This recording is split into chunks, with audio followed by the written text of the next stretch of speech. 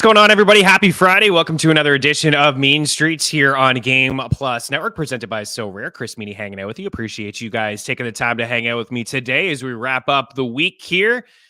Also listening on iTunes and Spotify, live on our FTN Network YouTube page. You guys know the drill. Always appreciate you.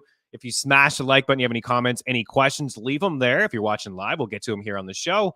Always circling back on these videos as well. If you're watching on Game Plus or listening on iTunes or Spotify, you can hop on over, leave the question in our YouTube section, and I will address it in future episodes. Certainly comment on the YouTube page as well.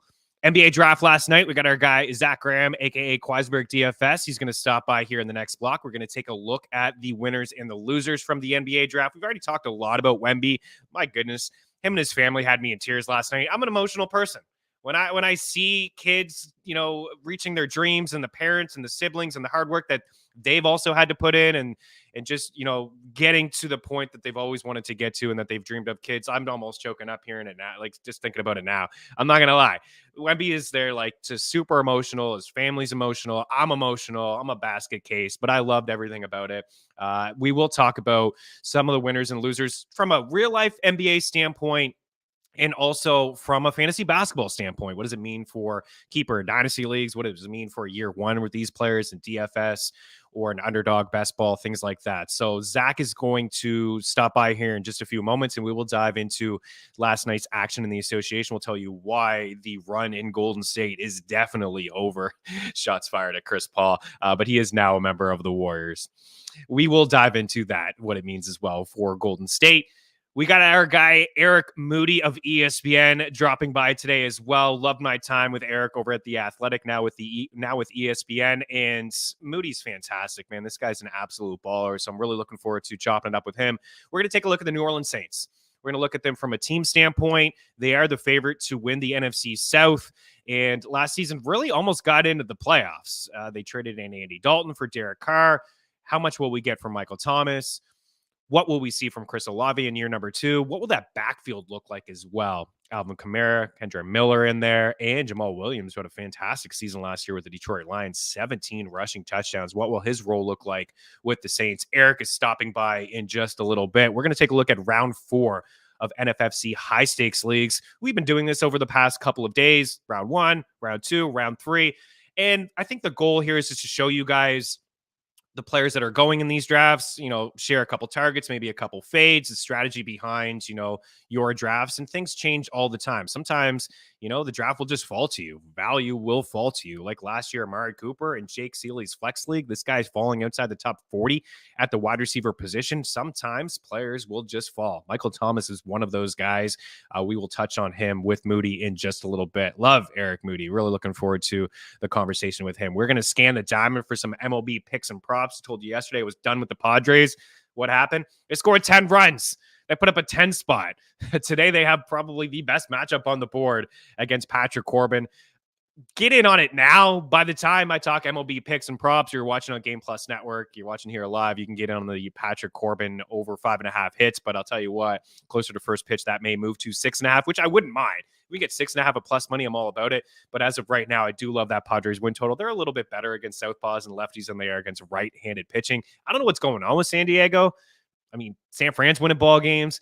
The Dodgers, are kind of going through something right now, but they went into LA freeway series and swept the Angels and didn't give up a run. Then we have Arizona just cruising inside that division as well. But we will scan the MLB diamond for some picks and some props. We want to say what up to the crew here. Today we got Lee Ving. Warriors have lost their collective minds. Okay, you're not liking it. You're not liking Chris Paul and Golden State. And listen, this guy hasn't won a whole lot in the association, but I think he, at this point of his career, I think he could fall into like a second rotation guy. I'm sure at times he's going to be on the floor with, the Splash Brothers, but man, he's had some bad luck. I'll say that. He certainly had some bad luck. Daily Handle with Jordan Allen in the house. Good afternoon, Means, and everybody. What'd you think of the NBA draft last night? Bruce East 91. Good afternoon, boys. Welcome in. We got a jam-packed show here. One more time, we're going to announce this because we're super proud of it from here at FTN Fantasy, linking up with Sirius XM Radio. We're going to debut on July 8th at 9 a.m. Eastern. You can hear us. By us, I mean myself, Jake Seeley, and Lauren Carpenter. It's the All in Football crew. It is the FTN Fantasy Show coming your way. Sirius XM Fantasy Sports Radio, channel 87.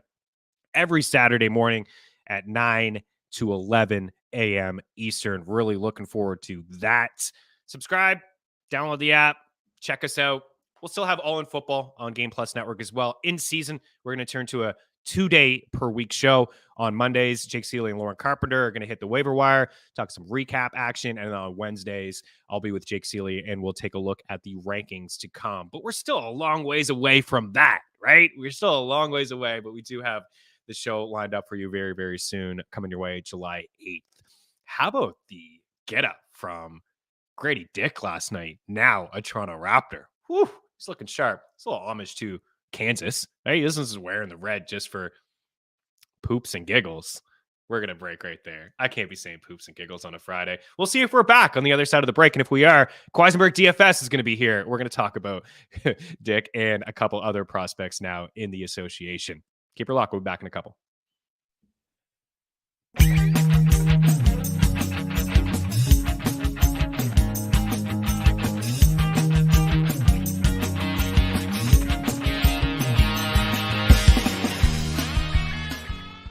Play So Rare MLB, a free revolutionary fantasy game and marketplace that transforms fans into general managers.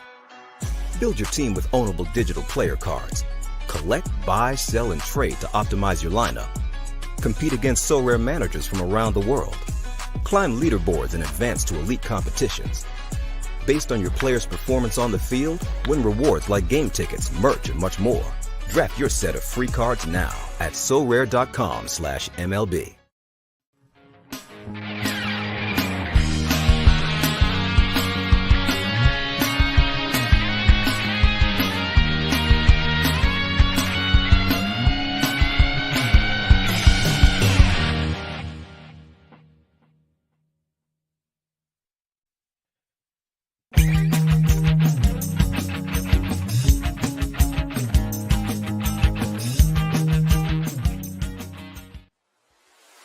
The future of fantasy sports is here with So Rare. Build your teams just like an owner. Buy, sell, or trade officially licensed digital player cards. Build your 5-player weekly lineup, and you could win rewards like tickets, autographed jerseys, and more.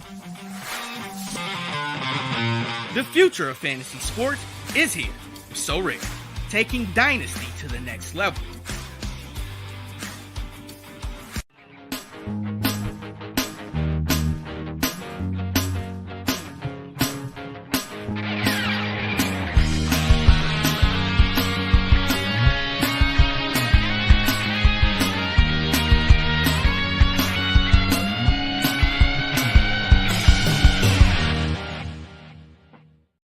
Welcome back in. We bring in Zac Graham, a.k.a. Queisenberg DFS on the Twitter machine of FTN Fantasy, FTN Bets, FTN Daily. I said off the top of the show, I'm not sure if you saw it, man. Wemby had me in tears last night. He did. I'm an emotional person. I just am, straight up. That's it. That's who I am.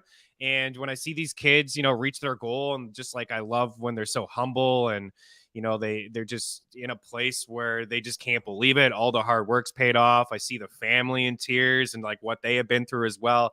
And, it's so moving for parents. Like, and if you are a parent and you have your kid through sports and you see their passion, and then you see all the hard work that they've done for the years, and then they get to that moment. It was really cool to see, dude, man. And I know that you were in tears probably last night too, as a big Wemby guy. Don't lie to me. Yeah, it got to me a little bit, Chris, and thanks for having me on again. Yeah, man, I don't think I expected that from him, because obviously I'm taking in every piece of Wemby content that I can leading up to last night. And I think I was a little bit surprised to see that from him, because I've seen him talk about this so much, and he has talked about how he's visualized this moment, since he started playing basketball. And so I don't know why I didn't expect it, but clearly the culmination of all his hard work and achieving this part of his dream, got to him and therefore got to you and me as well. And I think even if he wasn't coming to my favorite team, like you as a Mavs fan, a rival fan, like it would have got to me regardless. So it was great to see that his brother and sister there, obviously sharing in the emotion. And again, the fact that he is coming to my favorite team, he's clearly bought in. He said, "I'm a damn Spur. I can't believe it." And neither can I. Yeah, really cool for him, obviously, with the connection. We've talked about it before. We had you on a couple weeks ago with like Tony Parker and him wanting to be there, and then the Spurs winning the draft lottery, and then officially him being there, and the ESPN broadcast with their graphic at the start. They're on the boat. Oh, they get Robinson, they get Duncan, they got the championships. All of a sudden, Manu and Parker, and then those guys jump ship, and then all of a sudden, Wemby just cruises in nicely for you guys. So good for you. Good for the Spurs. I'm rooting for him. I think he's going to be a heck of a player in the association. We've touched on him at length, so I won't really dive into him. I don't think we need to too much more. If you're looking for, what to expect from him, I know you and Mike Randall did some great stuff. You can catch the videos live on our FTN Network YouTube page and just go. You guys did some player profiles and things like that. I want to talk the rest of the board, and here it is here in case you missed it, just the top 15. So Wemby up at the top there. There was a big debate. I mean, Miller and Scoot Henderson. And geez, halfway through the day yesterday, the odds completely flipped. I mean, Miller was the favorite to go second overall. Then Scoot Henderson was a massive favorite. As I was doing the show, he was up to minus 400, minus 450 to be the second overall pick. And then I went outside. I think I grabbed some lunch and I came back. And all of a sudden, Brendan Miller was like minus 700 to be the second overall pick. So he went to the Hornets. The Trailblazers get Scoot Henderson. Really cool moment as well. Like, this is super neat, man. Like, the Thompson brothers, they're not just brothers. They're twins. They're not just twins. They're identical twins. And these guys went back to back. I mean, that's just so cool to me. So neat. Something we've never seen. And I think these guys are going to be teammates at some point in their NBA career. Let's just start at the top of the board. No, not a ton of surprises, right? With the top 5 picks there. Yeah, I mean, not a ton of surprises just if we were watching the odds yesterday, like you said, but both Mike Randall and I were on, and a lot of other people, and it seemed like a lot of the Charlotte Hornets fan base, including their mascot, were also on Scoot over Brandon Miller. And look, it's not a knock on Miller. He was a great player, one of college basketball's best last year, and I think he's going to have, or at least he has the opportunity to have, an all-star level NBA career. I just think Scoot is on another level. I respect the G League way more than I do the NCAA for a variety of reasons. I think at worst, the G League is the 3rd best league in the world. And Scoot for 2 years has been one of the better players in the G League. I think it worked out better for Scoot probably. Like, I would rather go to the Blazers as a young player than Charlotte. But that was the biggest surprise to me. And then the Thompson twins going back to back, like you mentioned, that was awesome to see. I think the Rockets are a huge winner here, not just because they're able to get Amen Thompson at 4. And, obviously the point guard of the future there, probably going to take over from KPJ right off the rip. But then who they snag at 20, Chris? What happened? Getting Cam Whitmore, who doesn't even make it onto the top 15 graphic. Oh, there's clearly some concerns there from teams from 1 to 19. But Cam Whitmore, there's no denying the talent and the upside of this kid. People who are smarter than me thought that Whitmore was a surefire lottery pick. So again, NBA front offices, these GMs throughout the interview, the combine process clearly saw some sort of red flags with Whitmore. But for the Rockets, if you are a Houston fan, and I told you at the beginning of the night, you're going to get Amen at 4 and Cam Whitmore without having to trade up and lose any other assets. Amazing. They were a big winner for me on the night. And then to round out this long-winded winner's explanation, I thought your Mavericks also did well. Like, not a ton of flashy moves, but getting rid of the Bertans contract and still getting Derek Lively, bolstering that front court. Lively is who I had them mocked to take in my mock draft on ftnfantasy.com. At 10, they end up getting him at 12 either way. Then they turn around and use the trade exception that was created by that Bertans deal 30 minutes before, add Rashawn Holmes to that front court depth. Again, still, I think, trying to figure it out. They get Omax Prosper at 24, who I know a lot of draft pundits are high on. There's more moves and more work to be done, right, to shore up their wing depth and really try to kind of retool around Luka and potentially Kyrie Irving. But I thought it was a good haul on draft night for your Mavs. And then one more, Chris, Wizards. Yeah. Fully tanking, reach a little bit on Bilal Coulibaly, but they went and got their guy, and they're clearly setting themselves up with a direction, which is something that the Wizards, a middling team for almost the last decade, have not had. And so now new blood in the front office and a new direction for Washington. So I think they have some things to be excited about as well. Yeah, wiping the slate clean, right? They've got rid of a lot of players, and the players that they've picked up have on expiring contracts as well. Bilal Coulibaly, I mean, it's such a fantastic name too. It just kind of Yeah. rolls off the tongue, and he's a heck of a player. I love it.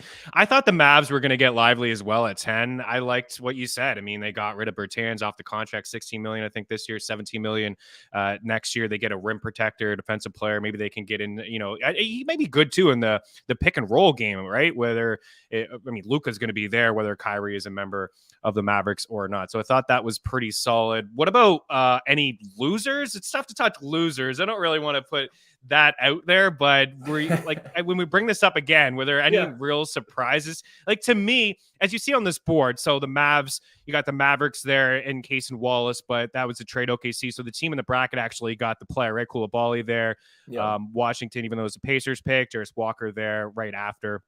And then you see Lively there, pick 12 Thunder, but actually a Mav.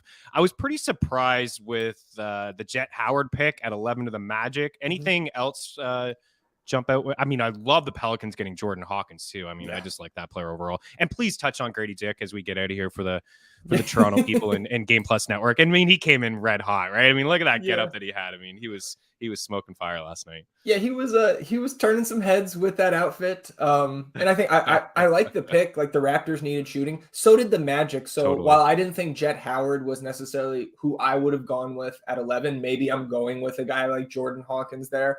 I don't hate the pick. And we know the background for Jet, right? With his father and playing under him at Michigan and just being raised by a guy like Juwan Howard, who was obviously an NBA lifer and had at every level a very successful career. But losers, I already touched on the Hornets a little bit, right? Like, again, it's not a knock on Brandon Miller. I just think you take the best player available, who in my opinion was Scoot, and you figure out any potential chemistry issues between he and LaMelo Ball later. And then maybe not the Blazers, certainly not losers at 3, especially getting Scoot Henderson themselves. But for me, a loser is Damian Lillard, because there is no way for this Blazers team, absent sending Scoot and probably Shaedon Sharpe out before the trade deadline, there is no way they're building a contender on this roster around Damian Lillard in the near future. So I think he's a loser in this draft if he wants to continue to say, I'm staying loyal and staying home. Like, I've been on the trade Dame bandwagon for 18 months or so now. And like, they should have made the move back then. And again, be a team that chooses a direction. But the next best time to do that is now. So I'm hoping for Dame's sake and for the Blazers that they figure out a way to get the best package possible back for him and just move on as a franchise. And Dame be able to chase a title elsewhere, because he deserves it. Do you have a guess off the top of your head on a prediction where he may end up? I think Brooklyn has the assets and the need to maybe get that done. We know we looked at that roster after they retooled at the deadline, sending out Kyrie and KD and getting all of those assets back. We were like, oh man, look at this roster now that they're maybe an all-star stud player away from really competing in the East. So again, I don't think that would put Brooklyn probably up in that Milwaukee-Boston range for me, but it would certainly make them a lot more interesting. And again, they have a lot of draft capital all of a sudden to go out and again rebuild this roster on the fly. So Brooklyn would be my shout, but obviously Miami's going to continue to sniff around, and any other teams that think that they have a shot at him certainly will if the Blazers are taking calls. We'll get you out of here on this. Is there a sleeper? Maybe it's not on that top 15 board. Is there like some sort of player that went to a team where you feel like he could excel right away as a rookie? We're talking about him next year, and whether it's DFS or Underdog Fantasy, is there a name that comes to mind? Yeah, I mean, honestly, I think Hawkins going to the Pelicans is look, they're not short on shooting, but Hawkins is not this super young player, right? Extremely accomplished collegiate career. And coming into a team that when Zion was healthy last year, right? When he went out, the Pelicans were the 1 seed. And we were nearly halfway through the NBA season. So if everything gets worked out and we're kumbaya between Zion and the franchise and Zion and his teammates, I think Hawkins is a guy who could potentially come in a la Herb Jones or Trey Murphy and play a significant role in this rotation going forward. But again, the Pelicans, another team with a ton of assets, both draft capital and young contracts. And they could certainly look a lot different when the season starts, because we've all heard the rumors about Zion Williamson potentially being on the move. Yeah. Man, he's missed a lot of time, Mhm. almost 200 games missed already in the association. I feel like he's only been in the league for a minute. Zach, appreciate your time. Raptors Nation, they're going to like Grady Dick. He's going to make it rain. He's going to make it rain at Yeah. Scotiabank. Over 40% from beyond the arc. Kid can shoot. There's no question about that. You can shoot as well. Zach, appreciate you always, dude. Queisenberg DFS, check him out. All the basketball content. We'll be back talking hoops here before you know it. Free agency too. The NBA is a wild ride. It really is. Buckle up, because it's going to be a crazy offseason for sure. Summer League too, Chris. Summer League as well. Zach's going to have you covered over at FTN Daily, FTN Bets, FTN Fantasy. Eric Moody of ESPN is joining me next. We're talking about the New Orleans Saints, to talk about a couple fantasy targets of his and mine as well. Get your questions in. We got a couple for Mr. Moody. He's in here next. Keep her locked. Mean Streets continues on Game Plus Network.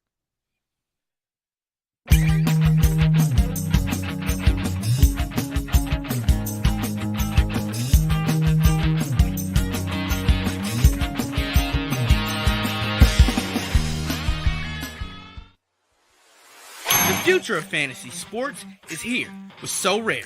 Build your teams just like an owner. Buy, sell, or trade officially licensed digital player cards. Build your 5-player weekly lineup, and you could win rewards like tickets, autographed jerseys, and more. The future of fantasy sports is here with So Rare, taking Dynasty to the next level.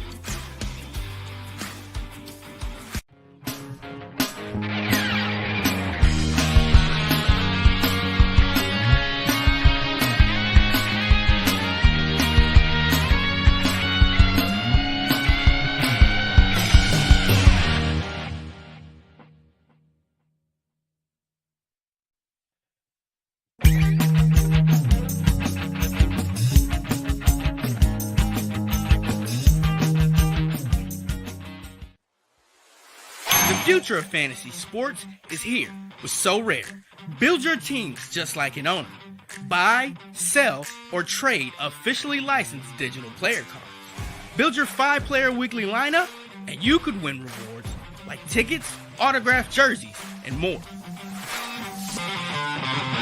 The future of fantasy sports is here with So Rare, taking Dynasty to the next level.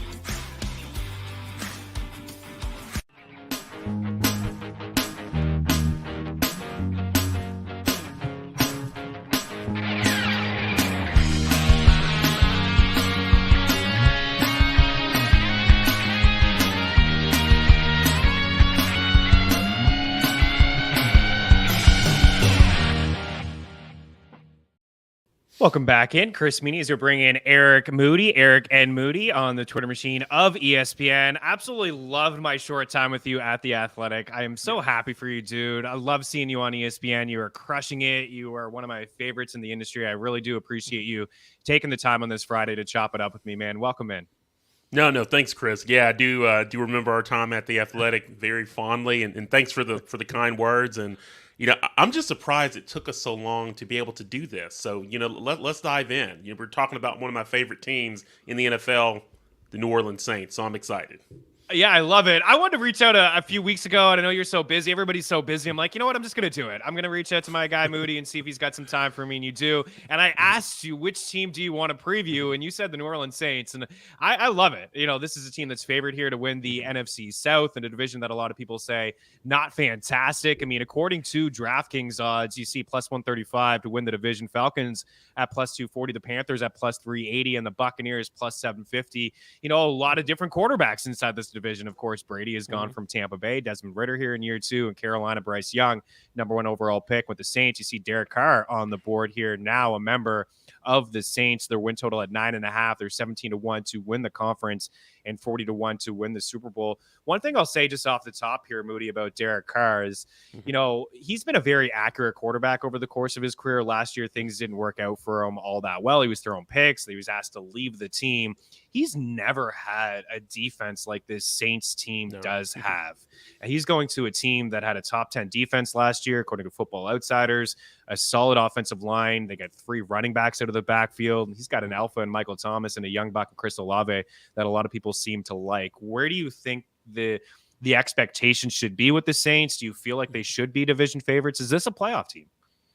No, I do believe that they should be favorites in the division. And even thinking about it from a betting perspective, Chris, I do like the Saints going over 9.5 wins. And this is a team, obviously, with playoff aspirations. And you mentioned Derek Carr. I'm like, his addition to this team was huge, just considering the quarterback carousel that they had last year. Mike, he's surrounded by playmakers. You mentioned some names of players that I'm very fond of. Chris Olave, Michael Thomas, Alvin Kamara is there, Juwan Thompson. But I do believe that Derek Carr and Chris Olave, I'm like, they'll be a duo that we'll be talking about quite a bit in 2023. I'm like, Olave had the second best rookie season in Saints franchise history. He had 72 receptions and 1,042 receiving yards. But you mentioned the Saints defense too, which I'm very fond of. They had a solid defense last season. They've addressed a lot of issues this offseason. But I want to close on this one, talking about the Saints and their playoff aspirations, and then the Saints surpassing that win total. Is take a look at the schedule, though. I think the schedule really positions them for success. You've got the NFC South. It's not a daunting division, just considering the other quarterbacks in the division. The Panthers are going to have Bryce Young. Falcons, Desmond Ridder in his second year. The Buccaneers, I believe Baker Mayfield and Kyle Trask will make some starts. And they also play the AFC South, which has a similar trend because you've got the Jaguars have Trevor Lawrence, obviously, great quarterback. But you've got a lot of uncertainty with the Colts, Anthony Richardson or Gardner Minshew. You got C.J. Stroud in Houston and Ryan Tannehill, who's up and down with Tennessee. And so just given that schedule, and also they face the NFC North as well, which don't have a ton of strong defenses. And so I just look at this Saints team as a whole, their defense and their schedule. I do believe they're positioned for success. So I do like them to go over 9.5 wins. You mentioned the schedule. We've been doing this with some of our guests, so bear with me here. Let's walk through it. it. We can do a little rapid fire. We'll give them some wins and some losses, and we'll see like what we have for them for wins. So they open up week 1 at home against Tennessee. Win or loss? I believe that's a game that they can win. All right. Well, I agree with you. 1-0. Then on the road, Monday Night Football in Carolina, inside the division against Bryce Young. Is that a W? That's a W, especially that early in the season, right? Yeah, 2-0 start here. Not bad in Nolans. All right. They go on the road again, and they play in Green Bay, Lambeau. Win or loss? And this is tough, but when you consider them playing in Green Bay, my gut's saying a loss there. Okay, let's give them a loss. Yeah. Let's give them a loss. Tampa Bay at home. They return week 4 to play the Bucs. Yeah, I'm going to go win there. You're going to go win. So we got them at 3 after 4 weeks. Week 5 in Foxborough to take on the Pats. That's a tough one. I'm going to go loss there. You're going to go loss there. And then week 6, rebound in Houston to take on the Texans. Yes, that's going to be a W so there. We got him at 4-2 after 6 weeks. Week 7 at home against the Jags, who everybody seems to like. Their win total's at 10.5. Big step forward for Jacksonville last year with Peterson calling the shots, now adding Calvin Ridley to the squad. What do you think happens in that game? Yeah, that's going to be a tough one, just given how that team's constructed. So I'm going to go a loss there. All right, so we got him at 4-3. In Indy, week 8 to take on the Colts. Yeah, I'm going to go a win. A win. Week 9 at home against the Bears. That's going to be a win. I think that'll be a very close game. But one thing about New Orleans, whenever they play at home, that atmosphere you're not wrong. It's different. Yeah, because I lived in New Orleans before moving to Dallas. Been following that team for a while. So some people may say, really, a win against the Bears? But I'm going there. I'm with you. I'm with you for sure, right? It's in the dome. I like it. The atmosphere, it's rolling there early November. Week 12 before their bye week in Minnesota, inside a dome again to take on the Vikings. Yeah, that's a tough one. I'm going back and forth. Gut says a loss, though. Okay, so we give them a loss. So heading into their bye, we got them at 6-4, week 12 in Atlanta to take on the Falcons. Always a great rivalry between Atlanta and New Orleans. Like, no matter where those teams are situated in the standings at that point of the matchup, it always seems like it's a really good game.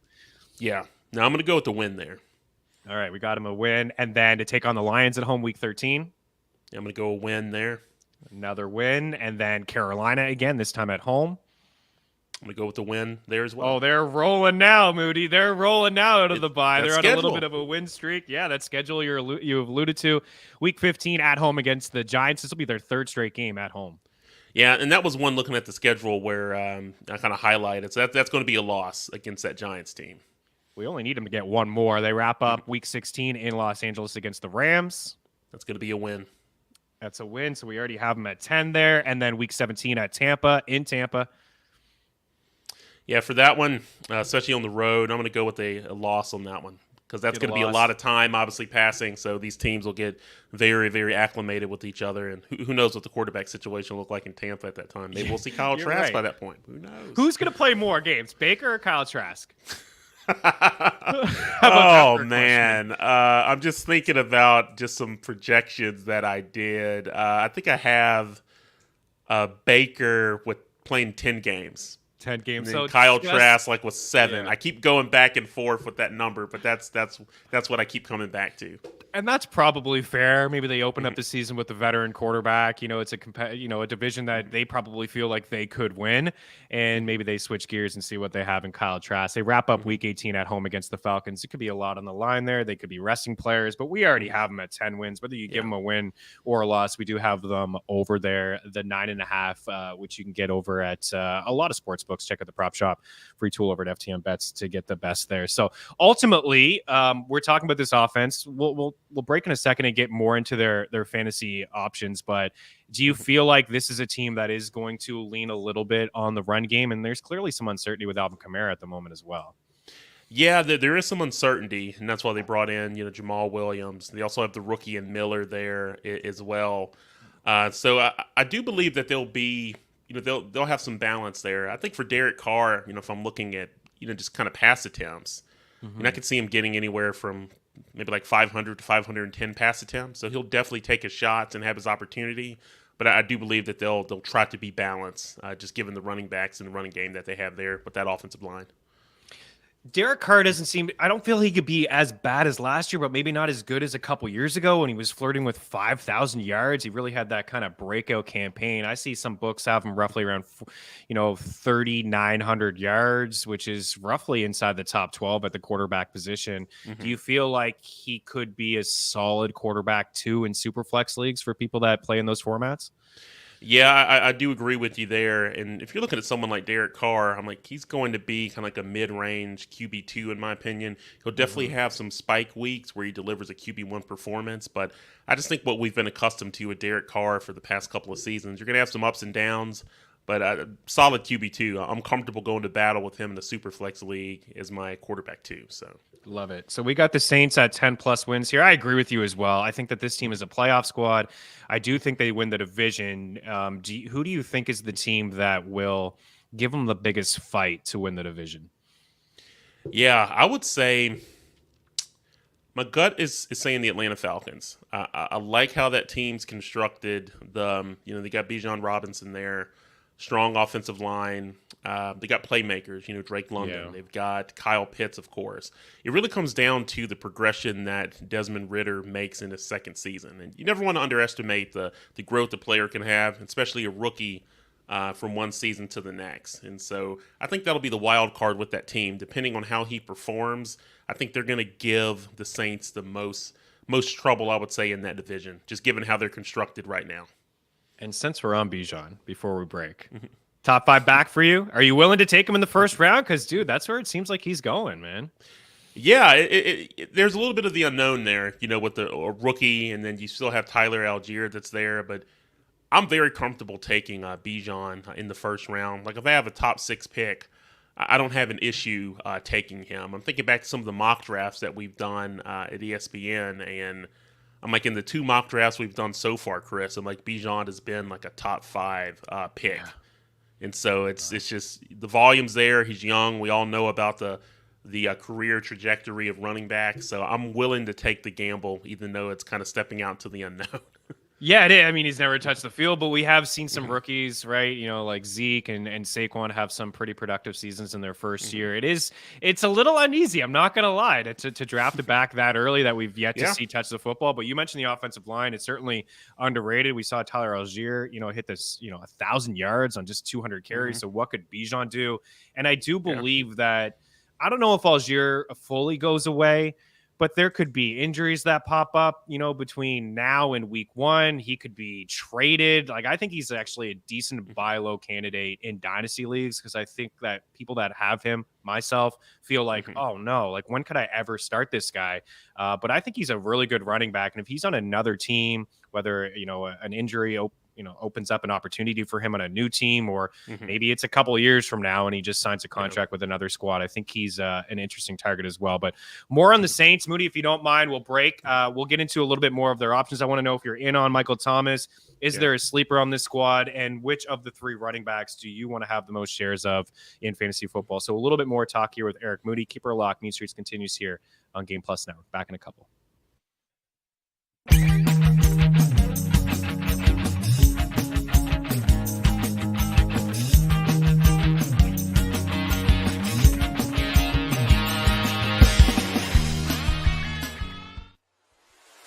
The future of fantasy sports is here with So Rare. Build your teams just like an owner. Buy, sell, or trade officially licensed digital player cards.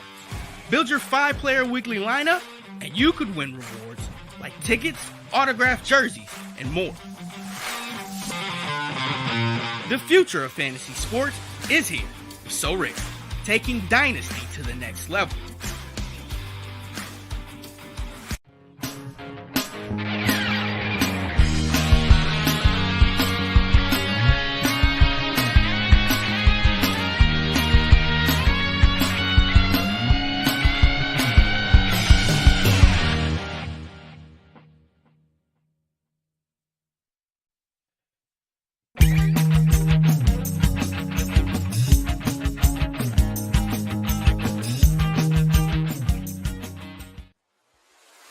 The future of fantasy sports is here with So Rare. Build your teams just like an owner. Buy, sell, or trade officially licensed digital player cards. Build your 5-player weekly lineup, and you could win rewards like tickets, autographed jerseys, and more. The future of fantasy sports is here with So Rare, taking Dynasty to the next level.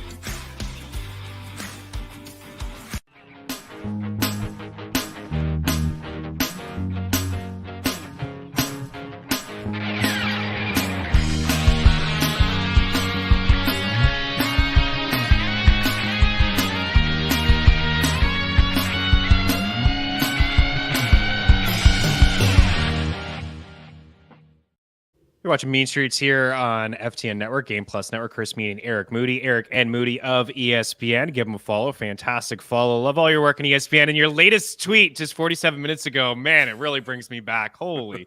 2002, top 7 PPR running backs. Priest Holmes, 440 points. LaDainian Tomlinson, 384. Ricky Williams, 362. Charlie Gardner, Sean Alexander in there. Tiki Barber, Clinton Portis. I had a lot of LT. I had a lot of LaDainian Tomlinson back in the day, and I just remember drafting him, and it was always a fight. Who could get first pick, who could take LaDainian Tomlinson, and he certainly was a cheat code, but a lot of good backs on there. You asked people their favorite. Who was your favorite of that bunch? Yeah, you know what? I'm just thinking watching tough. Priest Holmes. Was the guy. Now I've got fond memories of watching Jamal Charles as well, but just watching those Priest Holmes highlights just really bring me back. So he would be my guy. He would be my guy. Yeah, he was a baller. I'm watching the footage, breaking tackles. Nobody could take him down. No. He's fantastic.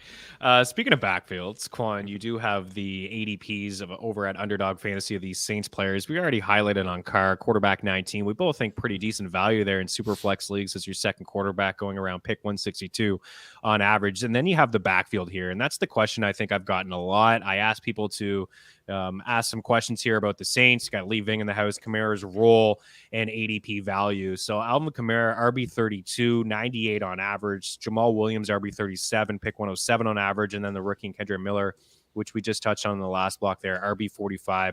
How do you think this backfield shapes out? And I know it's tough, man. It really is tough to predict because, like we said earlier, we just don't know the status of Alvin Kamara. But Jamal Williams was a really good get.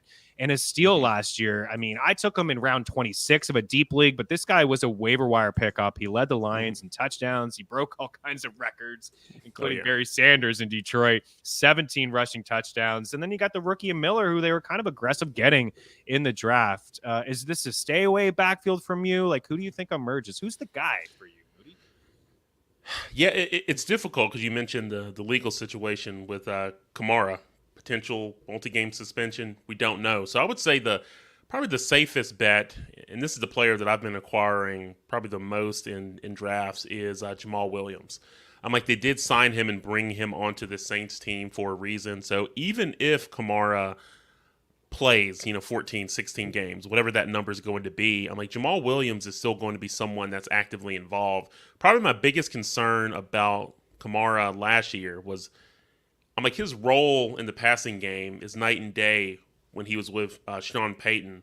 And now that Sean Payton's gone, it's just different because he didn't catch more than like 2 passes in a game like from week 13 on like last year. And so I would just end up targeting Williams. I think he's someone that you can pick up, add to your team, and who's a viable flex option. I know a lot of people are enamored by Miller, but with him kind of coming off injuries, being like a rookie, all those different factors, I'm like, it may take him some time to get acclimated, but Williams is essentially a plug and play, especially if Kamara does get suspended. Michael Milan in the house. And this is kind of what we just touched on here, Moody, when we were talking about the defense, right? Derek Carr had a solid defense once in his career, and the Raiders went 12-4. We wanted to sprinkle some Super Bowl odds here.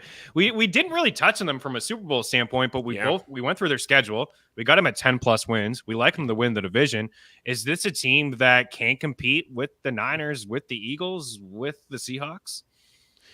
Yeah, I believe the Saints can, like we talked about with that defense. But I think success or failure, if we're looking at them from a Super Bowl contending perspective, really boils down to Derek Carr and how he performs. I'm like, if he's average to above average for an entire season, doesn't have any slip-ups, then it's possible. So I think he's going to be the X factor in really elevating that team, or this Saints team, to that next level. But hey, it's given those odds, why not sprinkle like a little bit on there, right? Nothing wrong. I agree because that's right. The AFC is loaded. Like we can agree on that. There's a clearer path in the NFC, and I mean, even just looking back this time last year, I was thinking to myself, the Rams and the Bucks, like how could those two teams not go? And then injuries happen. And we really just saw the Niners and the Eagles and the Vikings, which nobody really believed in, as the 3 teams in the NFC last year. So we like them to win the division. They're favorites to win the division, and a lot of teams across the NFL, if you look at the favorites to win the division, you're not going to get 40-1 odds to win the Super Bowl. So not a bad little sprinkle like you mentioned. Let's talk about the weapons. We talked about Carr, we talked about the backfield. I'm in total agreement with you, by the way, about Jamal Williams. I think he's a really nice target in drafts, especially for the zero RB people. Chris Olave, wide receiver 13. He was the only wide receiver last year to finish inside the top 10 in ADOT and air yards among wide receivers with like 50+ targets. Now, Michael Thomas, unfortunately, only played 3 games, but Moody, those 3 games, they were pretty good. 16 grabs, 171 yards, 3 touchdowns. He was limited to 7 games in 2020, did not play in 2021. This guy's got 10 games, really, since the end of the 2019 season. It's all baked into his price as wide receiver 48, 106 on average. I'm sure you're known Olave, kind of just hearing you in the last block. Are you comfortable with him being your wide receiver 1 in draft? And is Michael Thomas worth your time? I'm very comfortable with Olave, being my wide receiver 1, just depending on how I'm building my team. I think this stat really I think the stat that I'm about to break down like really tells the tale and potential too of Olave in 2023.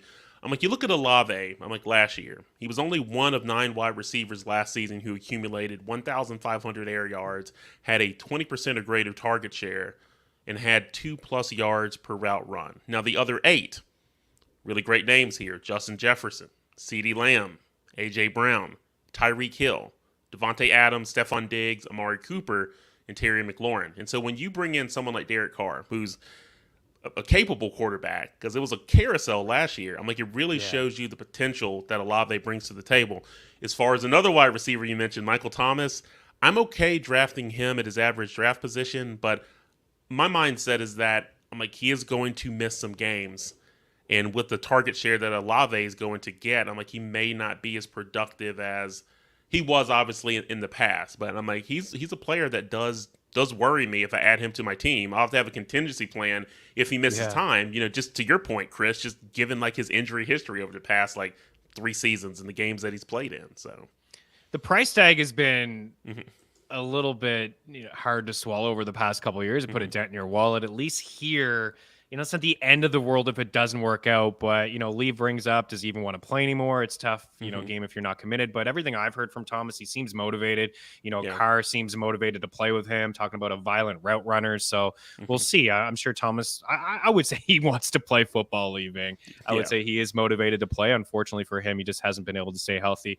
We'll get you out of here on this. Is there a sleeper on the squad? Are you in on Juwan Johnson as a tight end? Is there somebody else that you think could step up? Because if Thomas does go down and misses some time, it can't just be all Olave. Carr's going to be looking at somebody else inside this offense. Yeah, and this is a great question, Chris. So I'll close on this. It's like Juwan Johnson is someone that I'm looking at. Especially if you're waiting on tight end or operating a tight end by committee, he's a great option. And he had a breakout season in 2022, showing significant improvement, in my opinion, really after being like a non-factor in his first couple of seasons in the league. Like his usage increased notably. Like he had 65 targets, 508 receiving yards, 7 touchdowns, finishes the tight end 15.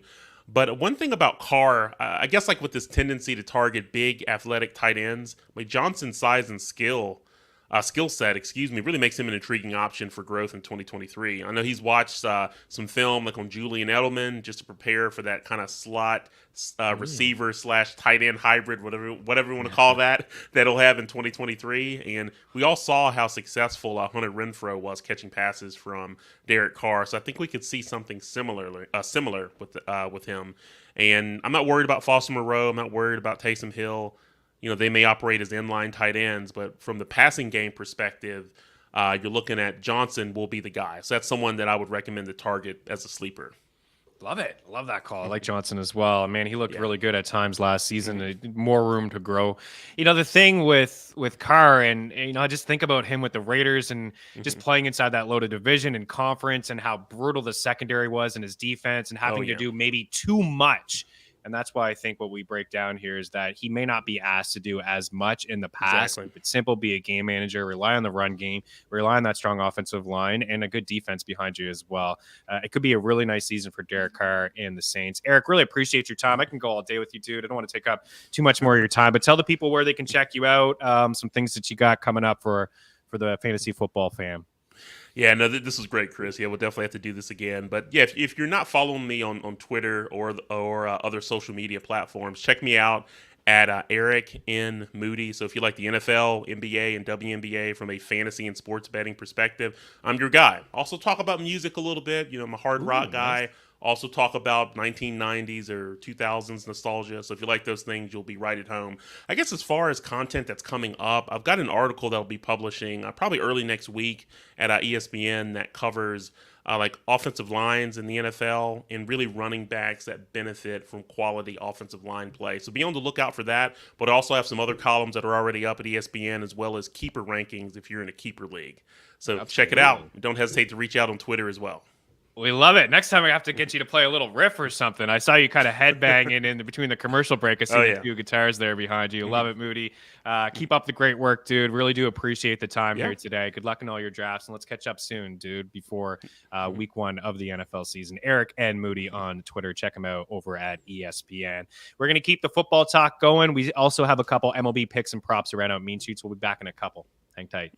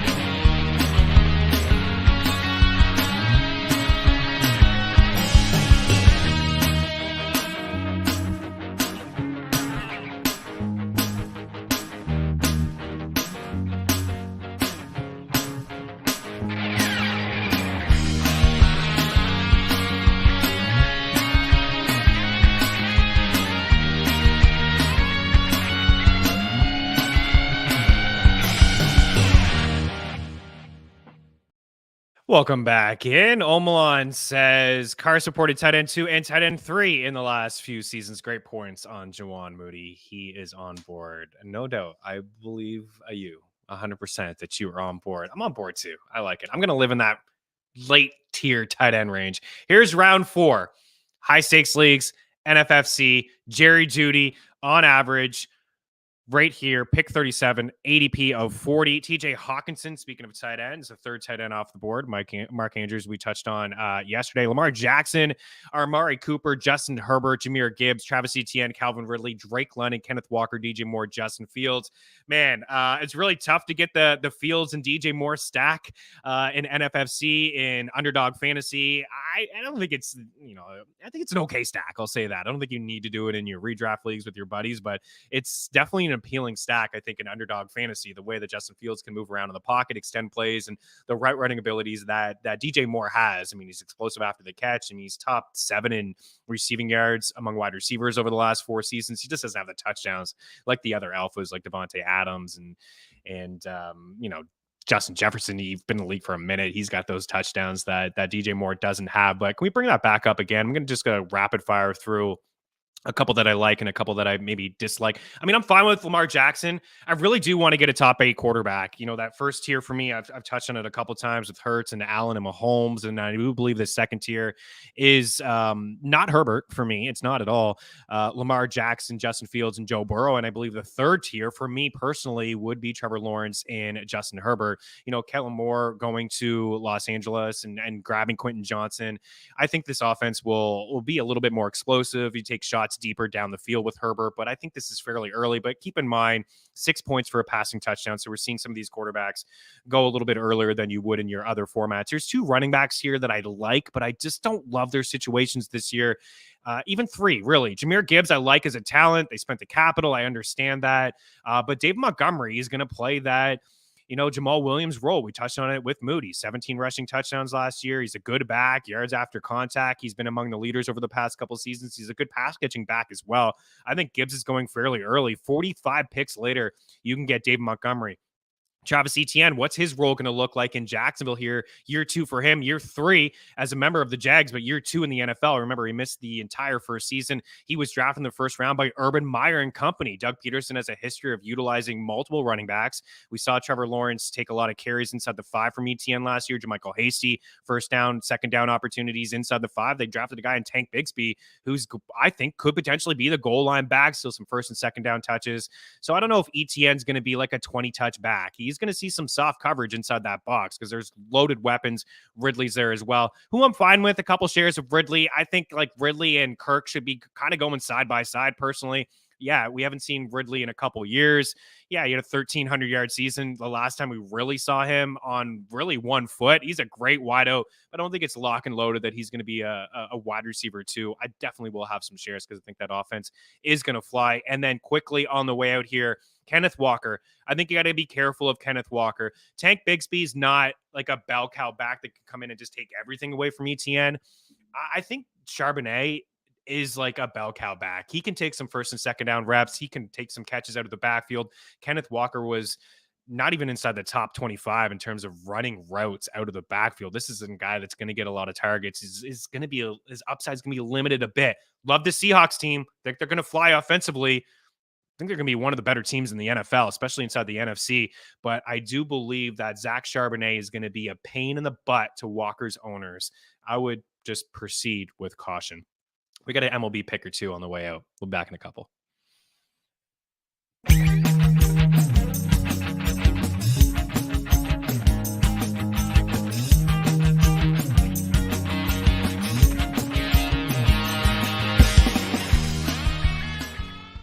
Play So Rare MLB, a free revolutionary fantasy game and marketplace that transforms fans into general managers. Build your team with ownable digital player cards. Collect, buy, sell, and trade to optimize your lineup. Compete against So Rare managers from around the world. Climb leaderboards and advance to elite competitions. Based on your player's performance on the field, win rewards like game tickets, merch, and much more. Draft your set of free cards now at sorare.com/MLB.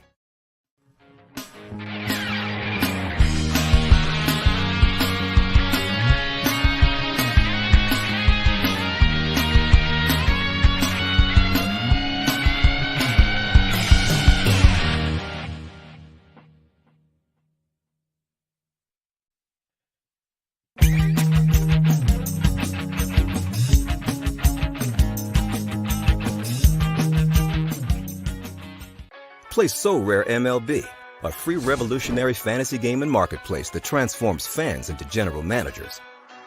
Build your team with ownable digital player cards. Collect, buy, sell, and trade to optimize your lineup. Compete against So Rare managers from around the world. Climb leaderboards and advance to elite competitions. Based on your player's performance on the field, win rewards like game tickets, merch, and much more. Draft your set of free cards now at sorare.com/MLB.